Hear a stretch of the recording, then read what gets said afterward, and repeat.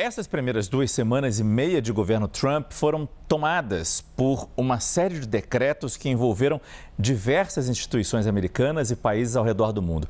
A gente preparou uma ilustração com os principais destaques desses 15 dias, que pareceram um ano, né, Lorival? Pela intensidade, o volume de trabalho que deu para primeiro tentar entender. E aí eu acho que você, melhor do que ninguém, pode nos explicar de maneira sucinta, não levando um ano também. Tá bom, poxa, que pena, estava tão animado. Bom, na verdade, as coisas começaram por aqui, né? Sim, a ameaça de tarifas contra a Colômbia foi praticamente nos primeiros dias realmente do governo Trump, porque ele estava enviando aqueles aviões com repatriados, a Colômbia não aceitou, eles estavam algemados e a Colômbia considerou indigno, não aceitou a vinda do avião, e aí ele impôs as tarifas, mas aquilo rapidamente se resolveu, eles entraram no acordo sobre as condições de repatriação dos colombianos.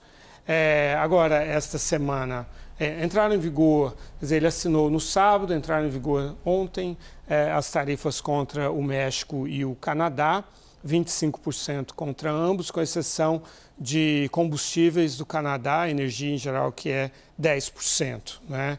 Eles fizeram um acordo ontem mesmo e aí de enviar reforços para as fronteiras, tanto o México quanto o Canadá, 10 mil cada um, 10 mil soldados das respectivas guardas nacionais ou forças de segurança de fronteira, e foram suspensas por um mês.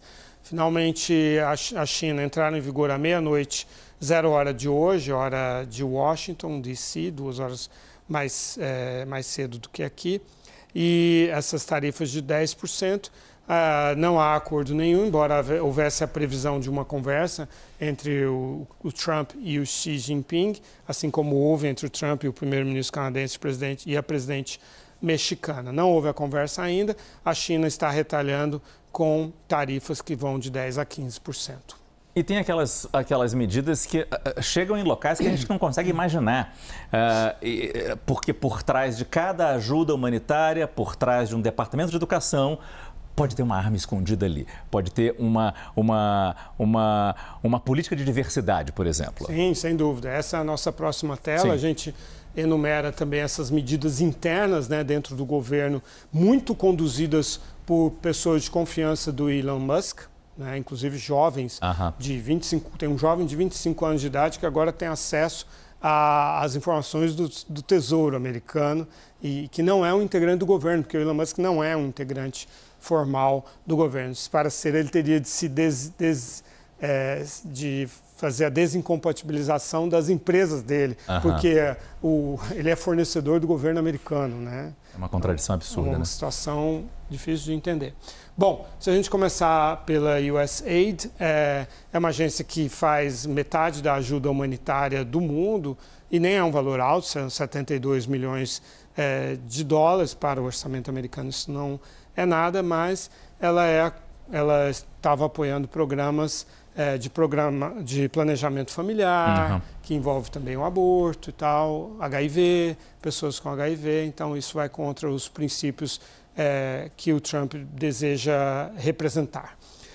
O FBI é um caso muito interessante, porque o FBI, desde que foi fundado nos anos 1920, ele é sempre dirigido por republicanos, mesmo os presidentes democratas indicaram republicanos para dirigir o FBI.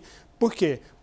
Porque é uma entidade com uma cultura conservadora do establishment e para não criar nenhum tipo de ruído interno.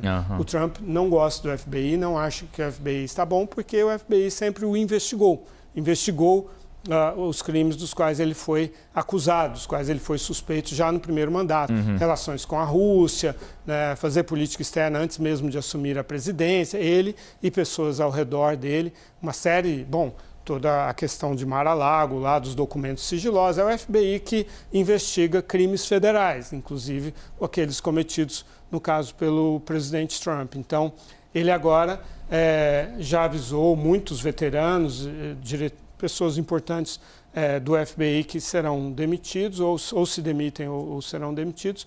Nomeou Kash Patel, diretor do FBI. Kash Patel é um grande crítico do FBI. Ele chama o FBI e a CIA de Deep State, de Estado profundo, que estaria contra ele. Então é uma politização de um órgão que até aqui se manteve bastante autônomo, bastante independente.